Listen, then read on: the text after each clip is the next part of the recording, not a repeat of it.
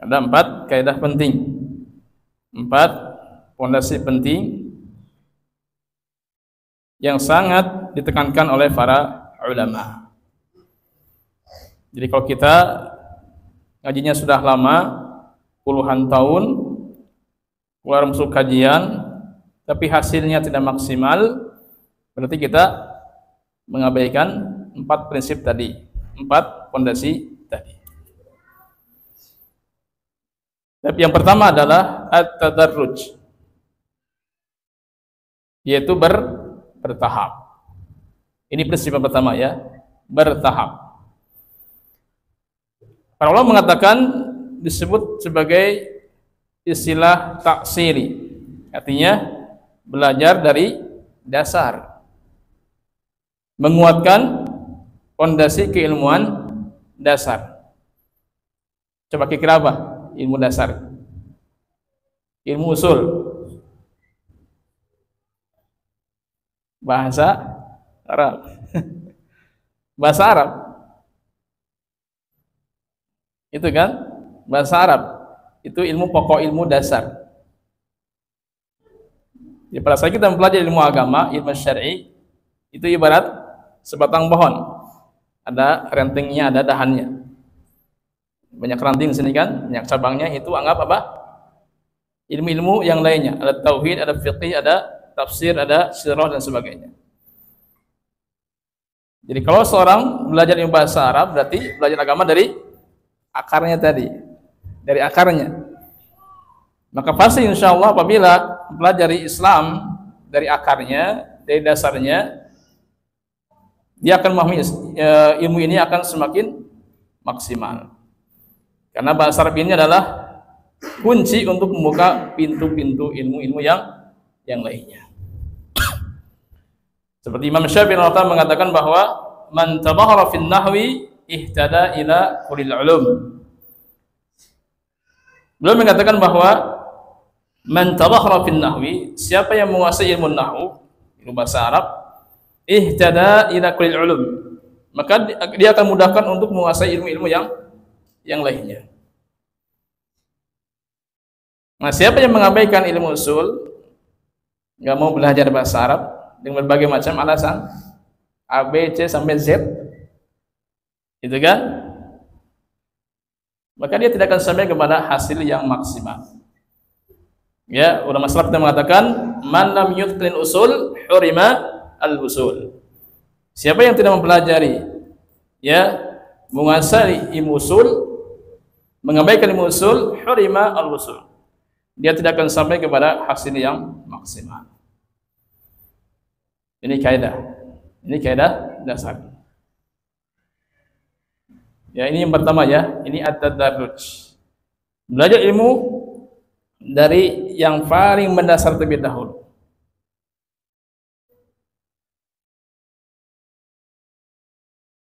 Yang kedua apa? Yang kedua adalah qalilan fa qalilan. Ambil ilmu itu sedikit demi sedikit. Jangan sekaligus. Kita mengkaji Asmaul Husna satu nama per nama. Ya, sekaligus bahas. Kenapa demikian? Karena manusia itu penuh dengan kelemahan. Ingat, yang namanya ilmu ada 2 ya. Yang pertama al-hifzu, yang kedua al-faham, itu ilmu. Ilmu adalah hafalan, ilmu adalah pemahaman. Hafal tidak paham bukan ilmu. Paham tidak hafal bukan ilmu. Ilmu keduanya, menguasai hafalan dan pemahaman, itulah ilmu. Ya, jadi sedikit demi sedikit. Jangan secara menyeluruh. Ya, ulama salaf kita mengatakan man ramal ilma jumlatan dhahaba anhu jumlatan. Man ramal ilma jumlatan, siapa yang mengambil ilmu, mempelajari ilmu jumlatan secara sekaligus, sistem borongan yang bagusnya, sistem borongan. Dhahaba anhu jumlatan, maka hilang pula secara sekaligus. Sedikit demi sedikit. Ya. Apa hikmah di balik kita mengambil ilmu sedikit demi sedikit? Yang pertama, agar kita tidak berat ketika memurajaah. Ingat, ilmu yang kita catat, kita pahami harus dimurojaah kan di rumah. Yang sekedar nyatat di sini, menulis di rumah tinggalkan. Bos buka lagi catatan pas kajian. Hafalan kita harus dimurojaah. Pemahaman kita harus dimurojaah. Karena ilmu baik hafalan maupun pemahaman, kalau tidak dimurojaah, hafalan kita hoax. Pemahaman kita hoax. Harus dimurojaah. Itu akan menguatkan hafalan kita, menguatkan pemahaman kita. Jadi kalau misalnya mengambil ilmu, memahami ilmu sedikit demi sedikit, itu akan meringankan kita ketika murojaah nanti di rumah. Yang kedua, jemaah sekalian, hikmah mengambil ilmu sedikit demi sedikit itu meneladani Al-Qur'an Karim. Allah Subhanahu wa taala menggunakan Al-Qur'an Karim apakah sekaligus 30 juz? Sekaligus enggak? Enggak. Mufarraqan, berangsur-angsur. Sedikit demi sedikit. Ya sekaligus enggak, lebih sedikit demi sedikit. Ya, ini yang pertama. Yang kedua ya. Jadi qalilan, sedikit demi sedikit. Jangan sekaligus, jangan sembarangan. Baik, yang ketiga adalah al-istiqamah. Harus istiqamah. Terus menerus. Jangan putus di tengah jalan. Kenapa demikian? Karena istiqamah ini modal untuk bisa sukses, untuk berhasil baik dunia maupun akhirat. Harus istiqamah terus menerus. Ya, jangan terputus. Maka di sini perlu kita mencintai ilmu sepenuh hati. Agar apa? Kalau kita cinta ilmu sepenuh hati, kita akan menikmati belajar. Kita akan merasakan nikmatnya belajar.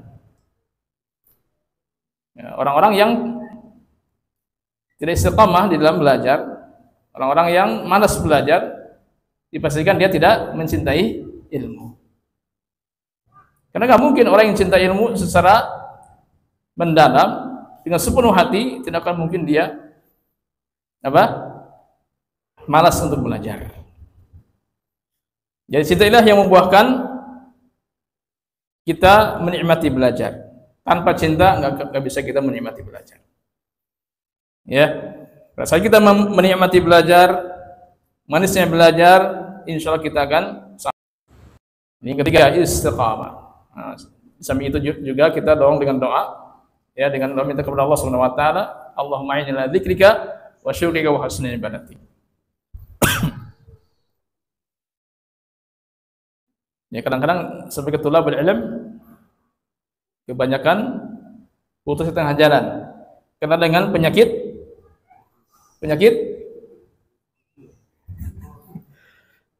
putur ya, penyakit putur, virus putur ini membahayakan.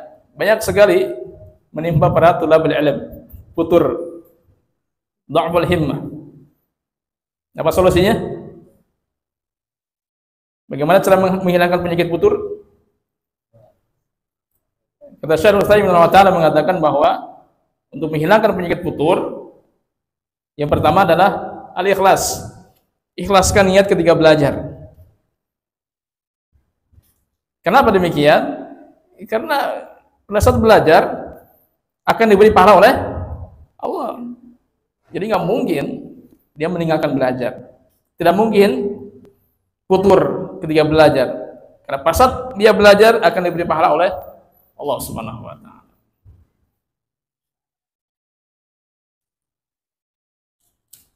Jadi yang pertama, ikhlaskan niat kita kepada Allah Subhanahu wa taala. Orang yang ikhlas tidak akan mungkin putur. Kalau kita mengalami putur dalam belajar, awal-awal semangat menggebu. Pas di tengah jalan berhenti. Karena dengan penyakit putur tadi. Berarti ikhlas kita dipertanyakan. Orang ikhlas nggak mungkin putur. Orang ikhlas orang-orang yang spesial bagi Allah Subhanahu wa taala, dijaga oleh Allah Subhanahu wa taala. Ini pertama, ikhlaskan niat kita kepada Allah. Perbaharui ikhlas kita dalam belajar. Yang kedua apa? Nah, bergaul dengan orang-orang yang istiqamah. Bergaul dengan orang-orang yang istiqamah dalam belajar. Ya.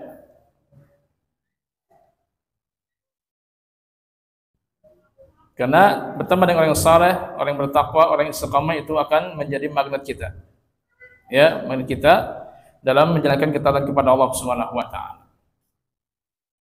Yang ketiga, kata beliau Subhanahu wa taala, yaitu as-sabru, sabar. Harus sabar. Bahwa di tengah jalan apa? Banyak rintangan, gangguan yang dihadapi oleh para penuntut ilmu. Orang yang enggak sabar akan futur nanti. Ya, akan mengalami penyakit futur, kena dengan virus futur. Ini di antara 3 solusi kata beliau Subhanahu wa taala untuk menghilangkan penyakit futur. Yang pertama, ikhlaskan niat dalam belajar. Yang kedua, bergaul dengan orang-orang yang istiqamah di dalam kajian, dalam belajar ilmu. Yang ketiga, bersabarlah ketika belajar. Ya, bersabarlah. Tapi itu prinsip yang ketiga, yaitu al-istiqamah. Harus istiqamah terus menerus. Ya, caranya cintai ilmu sepenuh hati. Yang keempat, yaitu jam'ul himmah. Harus serius ketika belajar. Ya, harus serius. Jangan dijadikan sebagai kegiatan sampingan. Jangan. Ya, seharusnya jadi kegiatan utama. Karena kita butuh kepada ilmu itu setiap saat, setiap waktu, setiap detik. Dengan 3 hal. Yang pertama, al-hirsu. Apa hirs? Semangat. Terus semangat belajar, oh serius dia. Yang kedua, al-isti'anah. Selalu minta pertolongan kepada Allah. Karena ilmu ini nih pemberian Allah Subhanahu wa taala. Ilmu ini amanah dari Allah Subhanahu wa taala. Selalu minta kepada Allah. Allahumma inni as'aluka ilman nafi'an. Ya Allah, sesungguhnya aku mohon kepadamu ilmu yang bermanfaat. Rabbi zidni ilman warzuqni fahman. Rabbi zidni ilman. Ya Allah, berikanlah aku tambahan ilmu. Jadi kalau antum keluar masuk kajian, lama kajian tapi ilmu antum masih dangkal, masih sedikit, dipastikan antum enggak meminta tambahan kepada Allah. Rabbi zidni ilman warzuqni fahman. Ya Allah, berikanlah aku rezeki berupa pemahaman. Ingat, ustadz, guru hanya sekedar menyampaikan materi ilmu, materi kajian. Yang membuat seorang faham ilmu siapa? Allah Subhanahu wa taala. Jadi antum yang penting hadir saja di kajian. Masalah faham enggaknya terserah Allah. Ya, kenapa orang sulit sekali ketika belajar bahasa Arab? Jawabannya karena melihat hasil, bukan proses. Aduh, harus memahami kaidah, menghafal kaidah, berat. Itu kan hasil. Coba lihat proses belajarnya. Justru kita dalam belajar, ya, tidak akan disisakan oleh Allah Subhanahu wa taala. Akan dibayar mahal oleh Allah Subhanahu wa taala, maka janganlah lihat penderitaan, kesulitan dengan pandangan benci, apalagi musuh. Jangan. Tapi lihat dengan pandangan rahmat Allah Subhanahu wa taala, bahwa Allah akan membayar dengan bayaran yang mahal. Al-ajru ala qadri masyaqqah. Pahala sesuai jenis amalan. Penderitaan. Ya, kesulitan yang kita hadapi. Tapi itu diantara yang ketiga apa tadi? Adabul ajz, tidak malas. Itu 3 tanda keseriusan dalam belajar. Ya, ketiganya dalam hadis Nabi sallallahu, apa bunyinya? Ihris ala ma yanfa'uk wasta'in billah wa la ta'jiz. Ihris ala ma yanfa'uk, semata dalam hal bermanfaat bagimu. Semangat ibadah diperlukan semangat, dibutuhkan semangat. Yang kedua, ista'in billah, minta tolong kepada Allah Subhanahu wa taala. Yang ketiga, wala ta'jiz, jangan lemah, jangan malas. Nah, itu di antara 4 prinsip penting dalam mempelajari ilmu yang ditekankan oleh para ulama. Ya, pegang erat-erat 4 ini. Yang pertama, at-tadarruj, belajar secara bertahap. Jadi ilmu yang paling mendasar terlebih dahulu. Di antaranya dari bahasa Arab. Jadi sejauh mana pemahaman antum tentang Islam? Jawabannya bahasa Arab. Kalau kita paham bahasa Arab, itulah pemahaman Islam kita. Kalau kita nggak paham bahasa Arab, itulah pemahaman Islam kita. Yang kedua, qalilan fa qalilan, ambil ilmu sedikit demi sedikit. Jangan sekaligus. Yang ketiga, al-istiqamah, terus menerus jangan berhenti.